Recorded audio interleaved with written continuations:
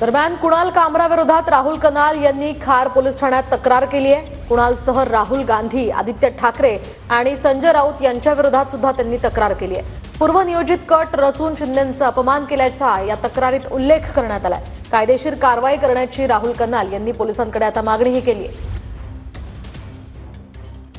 राहुल कनाल आपल्यासोबत आहेत। तुम्ही पोलीस ठाण्यात आलेला होतात रात्री।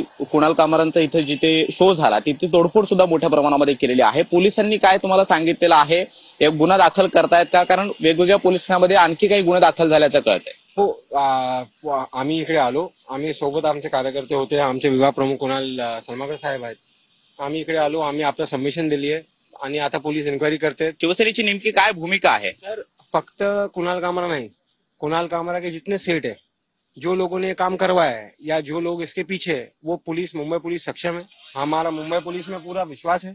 मुंबई पुलिस जरूर ये काम देखेगी और इसके आगे जो भी इसमें दोषी होगा उसके पास पहुंचना जरूरी होगा। कुणाल कामराला तुम्ही उघडपणे धमकी दिलेली आहे, काय भूमिका असणार आहे? जरी कायदेशीर कारवाई झाली तरी देखील हीच भूमिका असणार आहे? हो, कायदेशीर कारवाई झाली चालेल, आम्ही त्याला फेस करायला तयार आहोत। 4 वाजल्यापासून पोलीस स्टेशनला जाऊ। आमचे कार्यकर्ते सुद्धा वरती आहेत। तुमच्या विरोधात गुन्हा दाखल केलाय पोलिसांनी? हो, बहुतेक दाखल झालाय। कॅमेरामन योगेश सोबत कृष्णा सोनारवाडकर, TV9 मराठी।